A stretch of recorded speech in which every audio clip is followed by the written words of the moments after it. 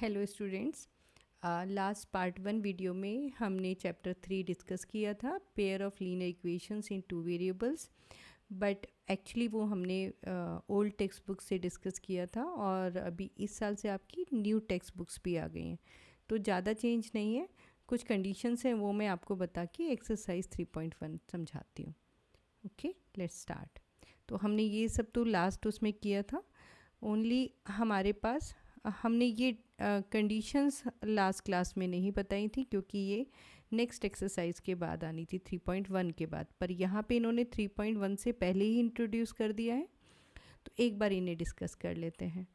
आपके पास मैंने part 1 video में बताया था कि हमारे पास 3 टाइप्स हो सकता है टू पेयर ऑफ 2 इक्वेशंस का, ईदर इंटरसेक्टिंग, एक तो आपका हो सकता है इंटरसेक्टिंग लाइंस, दूसरा आपकी हो सकती है पैरेलल लाइंस, एंड थर्ड आपकी हो सकती है coincident lines, means parallel, so all points in common, तो ये आपकी होती है कोइंसिडेंट लाइंस। ठीक है। अब पैरेलल लाइंस में मैंने बताया था नो कॉमन सॉल्यूशन, आपका कोई भी पॉइंट कॉमन नहीं है, तो no common point, that means no solution. ठीक है। No solution means no common solution.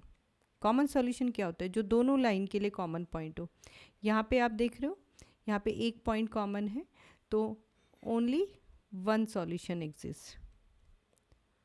ठीक है। कॉमन सॉल्यूशन कितना होगा? 1, और we can say a unique solution. ठीक है। और कोइंसिडेंट लाइन में तो सारे ही पॉइंट्स कॉमन है, तो इनफाइनाइट मैनी सॉल्यूशन, सो इनफाइनाइट मैनी कॉमन पॉइंट्स, तो सो मैनी सॉल्यूशंस। अब जहाँ पर हमारे जिस सिस्टम में सॉल्यूशन एग्जिस्ट करते हैं उसे हम कहते हैं कंसिस्टेंट। तो एक तो यहाँ पर हमारा यूनिक सॉल्यूशन एग्जिस्ट कर रहा है, तो this is a consistent, and this one is also consistent. Because parallel line में कोई कॉमन सॉल्यूशन नहीं है, तो हम इसे कहेंगे इनकंसिस्टेंट। और कैसे पता लगाते हैं? आपको मैंने पेयर ऑफ 2 लीनियर इक्वेशंस कहा था, और वो क्या होती हैं? a1x plus b1y plus c1 equals to 0, and दूसरी a2x plus b2y plus c2 equals 0। यहाँ पे हम क्या करेंगे? हम कोफिशिएंट्स के रेशो को कंपेयर करेंगे। a1 upon a2, if a1 upon a2 is not equals to b1 upon b2, तो हमारी इंटरसेक्टिंग लाइंस होती हैं और वन यूनिक सॉल्यूशन एग्जिस्ट करता है, और इस सिस्टम को हम क्या कहते हैं? Consistent. Next, if a1 upon a2 equals to b1 upon b2 but not equals c1 upon c2।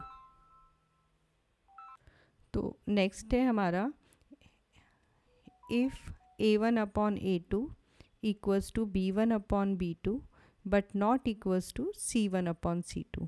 In this case हमारी क्या होती है? पैरेलल लाइंस, और जिसमें कोई कॉमन सॉल्यूशन नहीं होता, तो इस सिस्टम को हम कहते हैं इनकंसिस्टेंट। अब आता है लास्ट वाला, कोइंसिडेंट लाइंस या ओवरलैपिंग लाइंस के लिए हमारे तीनों कोफिशिएंट्स का रेशो सेम होता है। a1 upon a2 equals to b1 upon b2 equals to c1 upon c2। In that case system is consistent, but there are infinite many solution। तो आपको तीनों कंडीशंस याद रखनी है। इंटरसेक्टिंग के लिए मैंने क्या बताया? a1 upon a2 is not equals to b1 upon b2, और पैरेलल के लिए आपका होगा a1 upon a2 equals to b1 upon b2 but not c1 equals to c2, और third a1 upon a2 equals to b1 upon b2, ये b1 है,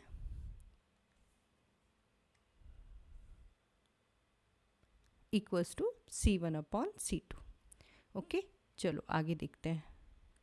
अब आपको ये टेबल में आपको समझाया हुआ भी है। जैसे हम फर्स्ट सिस्टम को देखते हैं, इसको मैं कंपेयर करती हूँ a1x plus b1y plus c1 equals to 0 से। तो A1 कितना आता है 1 और B1 -2 और C1 कितना है 0। और सेकेंड हम इसको कंपेयर करते हैं A2x plus B2y plus C2 equals to 0 से। तो A2 हमारा आएगा 3 and B2 is 4 and C2 is -20। तो आप देखो A1 अपॉन A2 कितना है 1/3 एंड B1 अपॉन B2 -2/4। हम दोनों को कंपेयर करें तो A1 upon A2 is not equals to B1 upon B2। तो ये हमारी फर्स्ट वाली कंडीशन हुई जहाँ पर हमने कहा था इंटरसेक्टिंग लाइंस है और एग्जैक्टली वन सॉल्यूशन या यूनिक सॉल्यूशन एग्जिस्ट करता है। ठीक है, ऐसे ही अब हम सेकंड वाले को चेक करते हैं। तो सेकंड वाली लाइन से हम देखें तो A1 कितना आ रहा है 2 और B1 3 एंड C1 -9। यहाँ से देखो A1 2 B1 3 and C1 -9। Second A2 है 4 B2 है 6 एंड C2 है -18। A2 4 B2 6 and C2 is -18। अब हम इनके रेशियोज़ को कंपेयर करते हैं तो A1 अपॉन A2 कितना है 2 upon 4 which is 1/2 and B1 upon B2 3/6 which is again 1/2 and C1 upon C2 आपका आता है -9/-18 विच इज़ 1/2। तो आपने क्या देखा इसमें आपका है A1 upon A2 equals to B1 upon B2 equals to C1 upon C2। तो ये सिस्टम आपका कोइंसिडेंट लाइंस बनाता है और इनफाइनाइटली मैनी सॉल्यूशंस एग्जिस्ट करते हैं। अब थर्ड सिस्टम को देखते हैं x plus 2y minus 4 equals to 0। तो यहाँ से A1 आता है आपका 1, B1 आता है 2 एंड C1 आता है -4। सेकेंड उसमें A1 है आपका 2, B1 है 4 एंड C1 है -12। चेक करते हैं sorry A2 B2 and C2। तो चेक करते हैं A1 अपॉन A2 कितना आएगा 1/2, B1 upon B2 which is 2 upon 4 again 1/2 and C1 upon C2 -4 upon -12 which is actually 1/3। तो हम देख रहे हैं इसमें A1 upon A2 equals to B1 upon B2 but not equals to C1 upon C2। तो ये हमारा पैरेलल लाइंस की कंडीशन आती है और जिसमें कोई सॉल्यूशन एग्जिस्ट नहीं करता, नो सॉल्यूशन। ठीक है, आगे आते हैं। तो यहाँ पे आपने देख लिया इंटरसेक्टिंग, कोइंसिडेंट एंड पैरेलल। ठीक है, आगे चलते हैं। एग्जाम्पल नंबर 1 देखते हैं। Check graphically whether the pair of equations is consistent, solve them graphically. तो इसको ग्राफिकली सॉल्व करने के लिए पहले हम एक ग्राफ पेपर लेते हैं। तो ये हमारे पास एक ग्राफ पेपर है। अब हम पॉइंट्स निकालते हैं। x plus 3y equals to 6। तो y आ जाएगा मेरा 6 माइनस एक्स अपॉन 3। तो यहाँ से हम अगर x और y की वैल्यू लें, x 0 लेने पे y कितना आएगा 6 अपॉन 3 2। एंड नेक्स्ट कोई और वैल्यू लेते हैं। हम ले लेते हैं इस बार x की, इन प्लेस ऑफ x हम इस बार 6 ले लेते हैं। इफ़ x 6 तो y इज़ 0। तो हमारे पास दो पॉइंट आए 0,2 एंड 6,0। तो यहाँ पे हम सब्सटीट्यूट करेंगे 0,2। This is 0,2। ठीक है, and next one is 6,0। This is 6,0। Line draw करते हैं हम। तो मैंने यहाँ से इन दोनों पॉइंट्स को ज्वाइन कर दिया और ये लाइन है आपकी x plus 3y equals to 6। Next line हम ले लेते हैं which is 2x minus 3y equals to 12। यहाँ से आपका 3y कितना आएगा, 3y को हम उधर ले गए एंड 12 को इधर ले आएंगे। तो 2x minus 12 equals to 3y। तो y आएगा आपका 2x माइनस 12 अपॉन 3। तो अब यहाँ पर भी हम कुछ पॉइंट्स ले लेते हैं। x की वैल्यू मैंने अगर 6 लेती हूँ तो y कितना होगा 0। तो 6,0 हमारी दूसरी लाइन का भी पॉइंट है। और नेक्स्ट टाइम लेट से मैंने लिया 3 ले लो, x को हमने क्या लिया 3, तो 3 2 ज़ा 6 माइनस 6 आपका क्या आएगा 6 माइनस 12 अपॉन 3, तो minus 6 upon 3 which is minus 2। ठीक है, समझ में आ रहा है। मैंने x को कितना लिया था 3, तो 12 सब्ट्रैक्ट करेंगे तो माइनस 6 एंड माइनस 2, तो पॉइंट कितना आएगा हमारा 3, माइनस 2। तो हम 3, माइनस 2 यहाँ पर आएगा, 3 यहाँ से और माइनस 2 इधर से, परपेंडिकुलर 3, माइनस 2। तो हमारे दो पॉइंट्स हम अलग रंग से दिखाती हूँ, ये और ये दूसरी लाइन के पॉइंट्स हैं। इनको भी हम ज्वाइन करेंगे थ्रू अ लाइन। तो आप देखो, दिस इज़ आवर ग्राफ और ये हमारी लाइन आती है 2x minus 3y equals to 12।